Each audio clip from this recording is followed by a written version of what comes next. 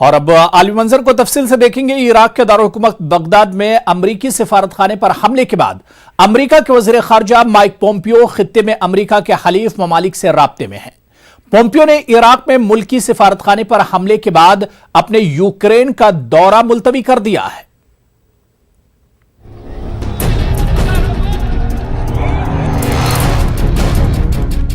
امریکہ کے وزیر خارجہ مائک پومپیو نے بغداد میں امریکی سفارت خانے پر حملے کے بعد اسرائیل کے وزیر اعظم بنیامین نتنیاہو اور عراق کے وزیر اعظم عادل عبد المہدی سے ٹیلی فون پر بات چیت کی ہے۔ امریکی وزیر خارجہ نے قطر کے نائب وزیر اعظم اور وزیر خارجہ شیخ محمد بن عبد الرحمن الثانی سے بھی ٹیلی فون پر رابطہ پیدا کیا ہے۔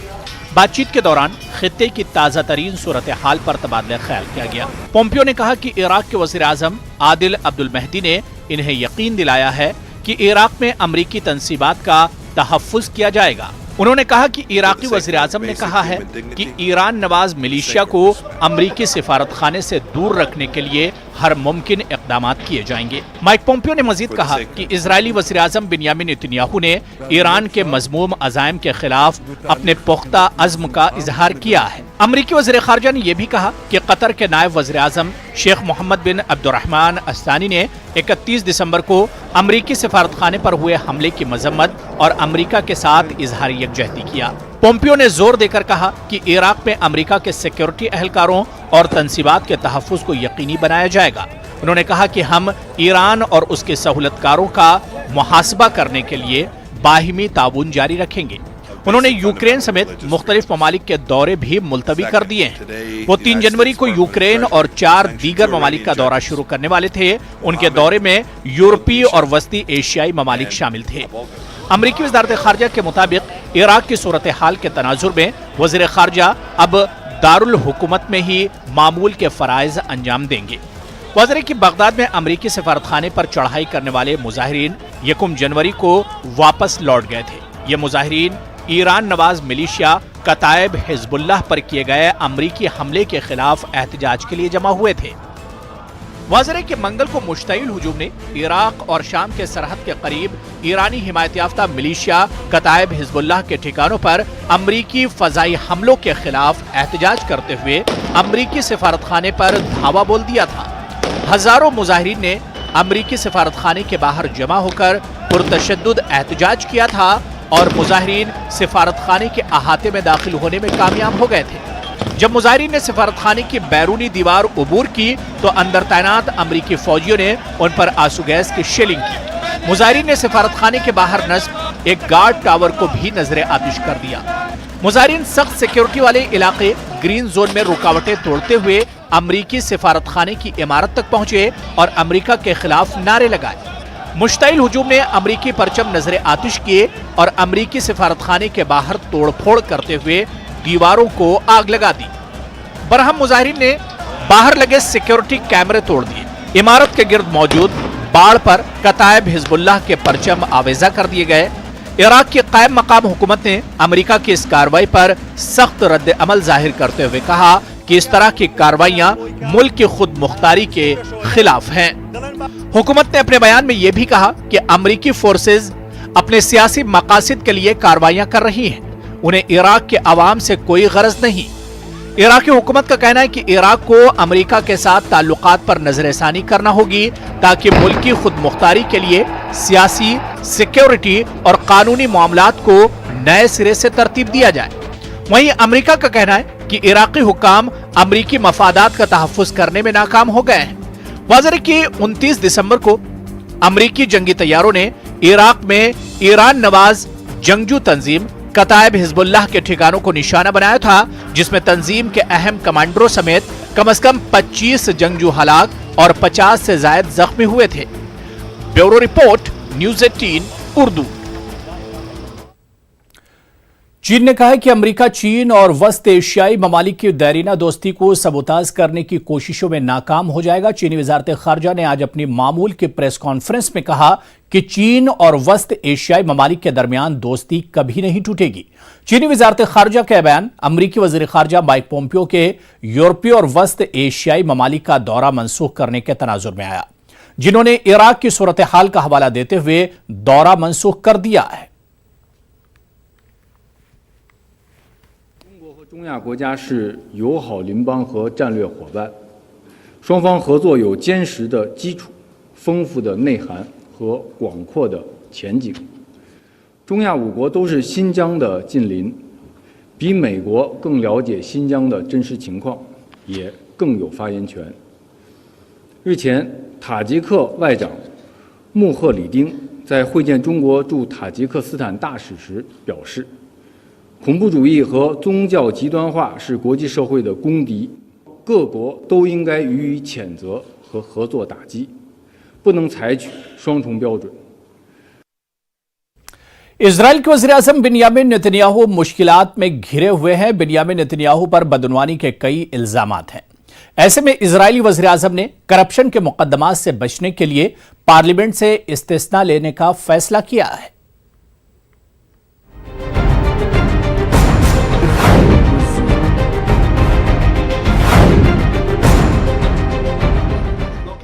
इसराइल के वज़ीर-ए-आज़म बिन्यामिन नेतन्याहू ने करप्शन के मुकदमात से बचने के लिए पार्लियामेंट से इस्तिस्ना लेने का फैसला किया है।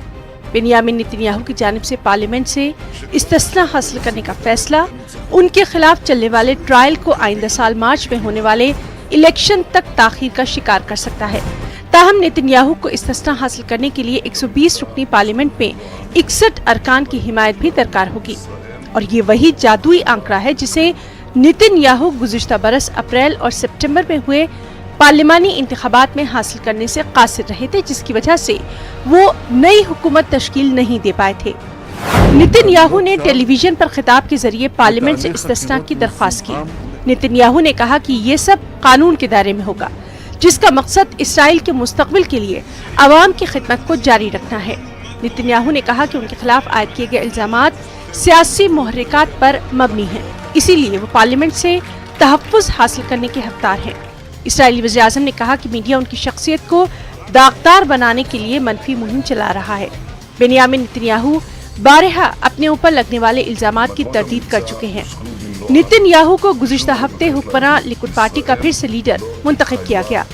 इसराइली वज़ीर-ए-आज़म की जानिब से पार्लियामेंट से इस्तिस्ना हासिल करने के फैसले को इसराइली सियासी रहनुमाओं ने शदीद तनकीद का निशाना बनाया।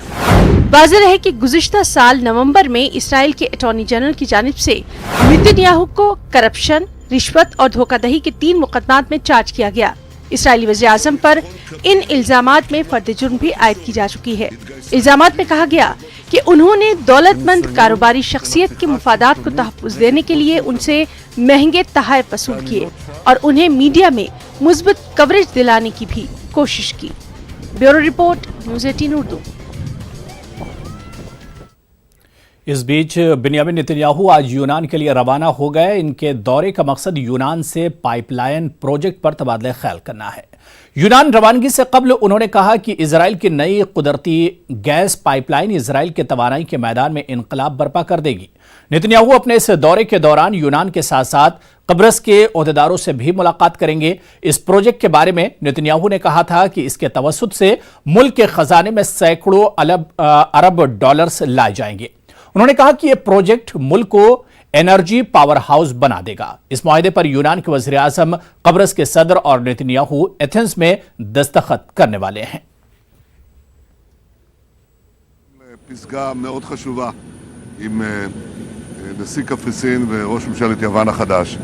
תשימו לב שאנחנו כוננו ברית במזרח התיכון, במזרח הים התיכון, ברית שיש לה חשיבות עצומה גם לעתיד האנרגטי של מדינת ישראל והפיכתה למעצמה אנרגטית וגם מבחינת היציבות באזור. הצינור הגז שאנחנו הולכים לקדם אותו עכשיו ושהשר שטייניץ עובד עליו כבר שנים רבות, הוא דבר שמחולל מהפכה בתמונת האנרגיה של ישראל. אנחנו בעצם נביא לכך לא רק כבר להורדת מחירי החשמל ומחירי הגז יותר נכון, בהמשך החשמל גם, זה גם מכניס מאות מיליארדים לקופת המדינה, לרווחת אזרחי ישראל, לקשישים, לילדים, לבריאות, לרווחה, דבר פנטסטי. בזה אנחנו עוסקים. तुर्की के सदर रजब तैयब एर्दोगान ने कहा है कि हालिया चंद दिनों के दौरान शाम के इलाके इदलिब में जारी झड़पों की वजह से 2.5 लाख के करीब अफराद घर बार छोड़कर तुर्की में दाखिल होने की कोशिशों में मसरूफ हैं। उन्होंने ये भी कहा कि उनकी हुकूमत की कोशिश है कि शामी अफराद को तुर्की में दाखिल होने से रोका जाए और सरहदों पर निगरानी को सख्त कर दिया जाए। उर्दगान ने इंसानी हमदर्दी के तनाजुर में सरहदी निगरानी को एक मुश्किल अम्र भी करार दिया। तुर्की में 37 लाख शामी पहले से मौजूद हैं और इस मुल्क ने सबसे ज्यादा मुहाजिरीन को पनाह दे रखी है।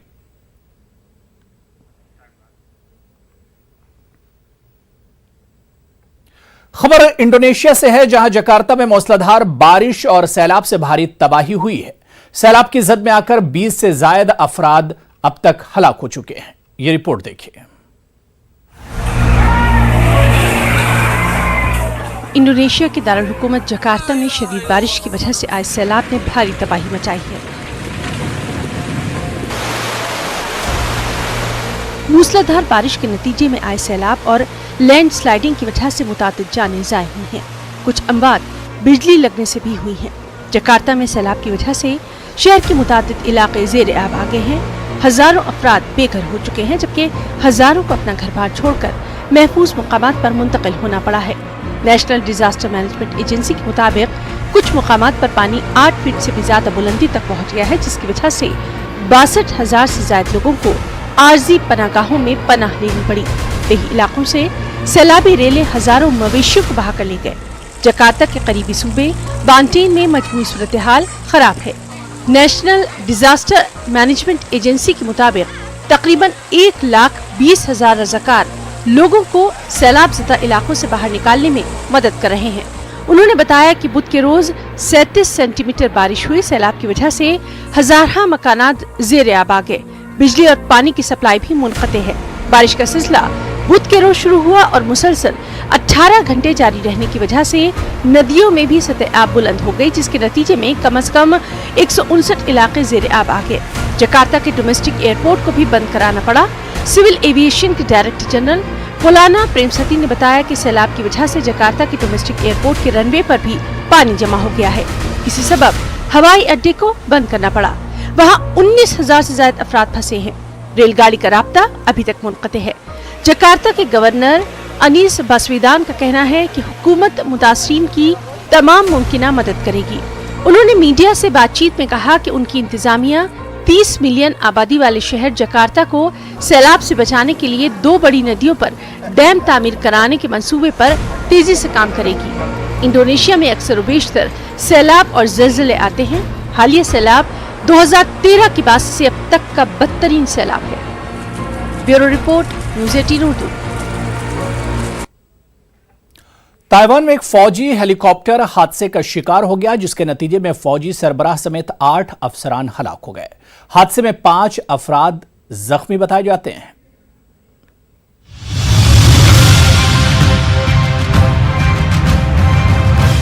ताइवान में फौज का एक हेलीकॉप्टर हंगामी लैंडिंग करते वक्त हादसे का शिकार हो गया।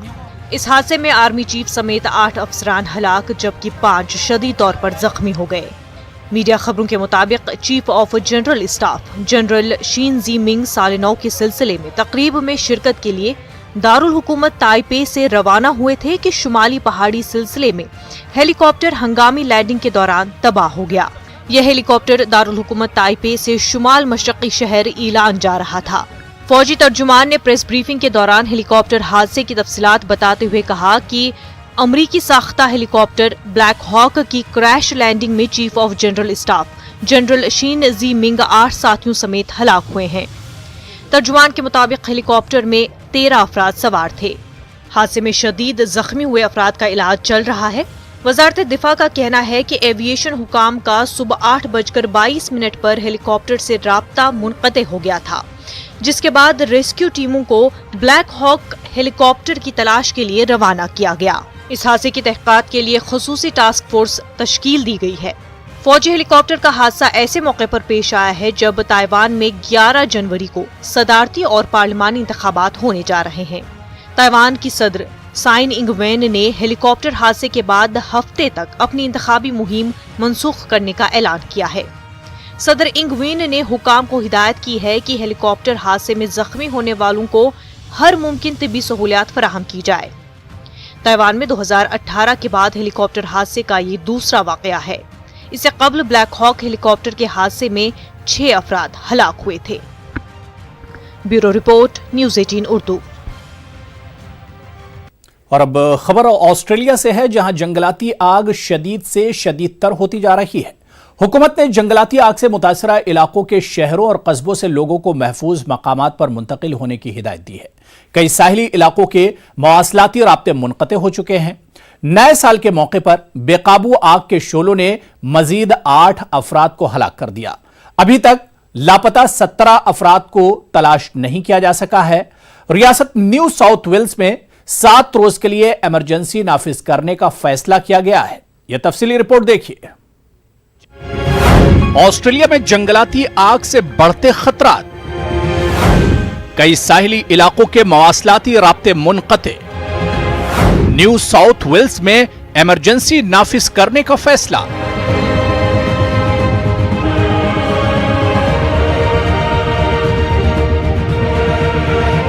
ऑस्ट्रेलिया की शुमाली रियासत न्यू साउथ वेल्स में हुक्काम ने हफ्ते के रोज तक दर्जा हरारत में मजीद इजाफे और तेज हवाएं चलने की पेशनगोई की है, जिससे जंगलों में लगने वाली आग और खतरनाक रुख इख्तियार कर सकती है। ऑस्ट्रेलियाई रियासत न्यू साउथ वेल्स के हुक्काम का कहना है कि खराब मौसम की वजह से हफ्ता 4 जनवरी तक आग का दायरा मजीद वसी हो सकता है। रियासती हुक्काम ने इस सूरत हाल पर काबू पाने के लिए न्यू साउथ वेल्स में 1 हफ्ते के लिए हंगामी हालात के निफाज का फैसला किया है। न्यू साउथ वेल्स और विक्टोरिया में आग के सबब अब तक मजमूई तौर पर 18 अफराद हलाक हो चुके हैं, जबकि इस हफ्ते आग से मुतासरा इलाकों के 17 अफराद अब भी लापता बताए जा रहे हैं। हुक्काम के मुताबिक 1200 से ज्यादा इमारतें जलकर खाक हो गई हैं।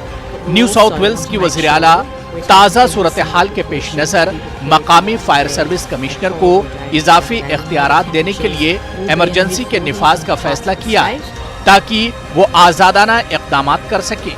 इनके मुताबिक इमरजेंसी का आगाज जुमा यानी 3 जनवरी से होगा, जो आइंदा 7 रोज तक जारी रहेगी। वज़ीर आला के मुताबिक इमरजेंसी के दौरान मकामी इंतजामी अहलकार लोगों का जबरी इनखला, सड़कों की बंदिश और वो सब कुछ करेंगे जो लोगों के जानो-माल के तहफ़्फ़ुज़ के लिए मुमकिन होगा। रियासती वज़ीर आला के मुताबिक इमरजेंसी के दौरान जरूरी एहतियाती तदाबीर इख्तियार की जा सकती है। रियासती हुकूमत ने खबरदार किया है कि रियासत के मुख्तलिफ मकामात पर फैली हुई आग मजीद शिद्दत इख्तियार कर सकती है। Given the worsening conditions we know that are ahead of us on Saturday, and given what our state's been through in the last few days, especially on New Year's Eve, we will be declaring a state of emergency from 9 a.m. tomorrow. That will last 7 days. The reason why we're doing it tomorrow, ahead of Saturday, is to make sure that Commissioner Fitzsimmons and all of the emergency personnel, all of our agencies, all organisations know that from tomorrow they will be subject to forced evacuations, road closures, road openings, and anything else we need to do as a state to keep our residents safe and to keep property safe. We don't take these decisions lightly, but we also want to make sure we're taking every single precaution to be prepared for what could be a horrible day on Saturday. We know that temperatures will be in the mid-40s in parts of the state. We also know that there are more fires burning today than we would like to have seen in the milder conditions, which could suddenly flare up. Australia के वज़ीर-ए-आज़म Scott Morrison ने जंगलाती आग पर तशवीश जाहिर करते हुए कहा है कि उनकी अव्वलीन तरजीह मुतासरा लोगों का तहफ़्फ़ुज़। Priority today is fighting fires and evacuating and getting people to safety. What is incredibly important is that we continue to maintain the focus on these very important tasks. Those tasks are being well led and run by our state authorities, both in Victoria and in New South Wales, and I am in constant contact with premiers of both of those states. I'm also mindful, though, of the emerging situation in South Australia and even in Tasmania, and we will continue to work closely with those states where the need arises. इस दौरान रियासत के साहिली इलाकों में फंसे हजारों लोगों के इनखला का अमल भी जारी है। जहां आम अशिया की किल्लत का सामना है, ऑस्ट्रेलियाई नेवी का एक बहरी जहाज भी मालाकोट के साहिल पर पहुंच गया है। जहां हजारों अफराद फंसे हुए हैं। मालाकोटा का साहिली कस्बा आग के सबब दूसरे इलाकों से पूरी तरह मुनक़ते हो गया था।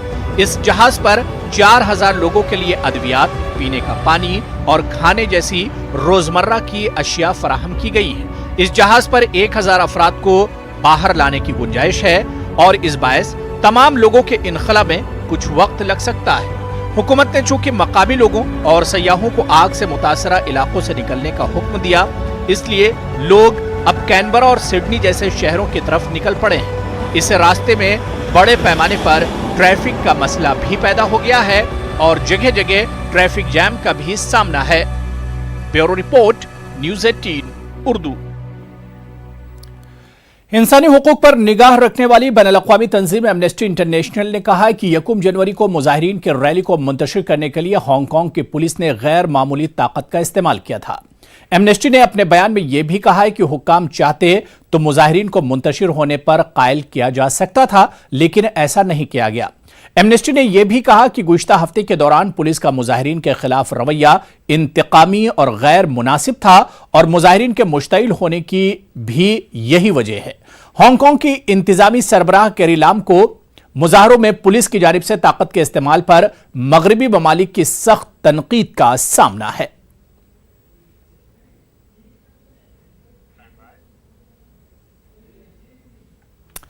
जापान के दफ्तर इस्तिगासा के एहलकारों ने इंसान के साबिक चेयरमैन कार्लोस खोसन के मकान पर छापा मारकर तलाशी ली है। खोसन पर करप्शन इल्जामात के तहत जमानत पर थे, लेकिन हैरान कुन अंदाज में सख्त जापानी सिक्योरिटी को चकमा देकर मुल्क से फरार होने में कामयाब हो गए। वो इस वक्त लबनान पहुंच चुके हैं। कार्लोस खोसन के पास फ्रांसीसी, लबनानी और ब्राजीली शहरियतें हैं। खोसन ने लबनान पहुंचने के बाद अपने बयान में कहा कि वो सियासी इस्तेहसाल की वजह से मुल्क छोड़ने पर मजबूर हुए हैं। उन्होंने अपने मामलात के हवाले से अगले हफ्ते मीडिया से बात करने का इशारा दिया। जापान और लबनान के दरमियान मुलजिमों को वापस करने का कोई मुआहिदा मौजूद नहीं है।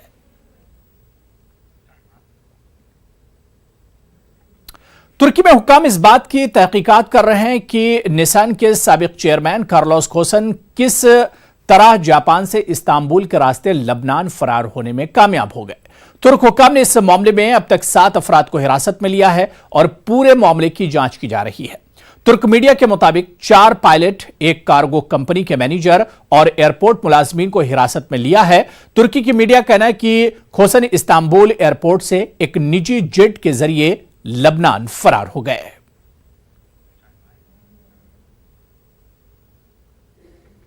तो उधर लबनान का कहना है कि निसन के साबिक चेयरमैन कार्लोस कानूनी तौर पर लबनान पहुंचे हैं, इसलिए उनके खिलाफ किसी तरह की कार्रवाई नहीं की गई। लबनान के वजीर इंसाफ अल्बर्ट शेरहान ने कहा कि कार्लोस एक आम शहरी की तरह लबनान आए हैं और उन्होंने किसी कानून की खिलाफ वर्जी नहीं की। वजीर इंसाफ का कहना है कि जुमेरात को इंटरपोल की जानिब से रेड कॉर्नर नोटिस मौसूल हुआ है। السيد غصن وصل إلى الأراضي اللبنانية كأي مواطن عادي. النشرة لم تلحظ وجود أي مخالفات من قبله. ليس لدى السلطات اللبنانية سواء الأمنية أو القضائية بحقه أي مأخذ الحقيقة. دخل عبر الحدود كما يدخل أي مواطن لبناني بواسطة جواز سفر قانوني. اليوم معروف لم يعد سرا أن السيد غصن يقيم اليوم في لبنان، وبالتالي هذه النشرة الحمراء وردت إلى النيابة العامة التمييزية في الموضوع، والنيابة العامة أكيد هي بصدد अमरीकी सदर डोनाल्ड ट्रंप के वकील रोडी गिलियानी ने कहा है कि इन्हें अपने हालिया यूक्रेन दौरे के दौरान इंतहाई वसी बदनवानी के बारे में पता चला है जो ओबामा इंतजामिया से मुताल्लिक है। गिलियानी का कहना है कि इस बदनवानी में ओबामा इंतजामिया की आला सतही टीम शामिल है और जो बाइडन ने मुल्क से लाखों डॉलर्स का कर्ज लिया। गिलियानी ने यह भी कहा कि वो सीनेट के मुआखजे के मुकदमे में गवाही देने को तैयार है। गिलियानी ने सदर ट्रंप के मुआखजे को गैर कानूनी बगावत से ताबीर किया। I believe that historically this impeachment will not be called an impeachment. believe it will be called an illegal coup. I think it will go down in history to disgrace Nancy Pelosi and Schiff. There's never been a partisan impeachment. There's never been an impeachment based on something that isn't a crime. There's never been an impeachment that was put through with no witnesses being allowed, no lawyers being allowed, threatening to put people in jail. तो चलिए इस bulletin में अभी फिलहाल इतना ही। शब बखैर।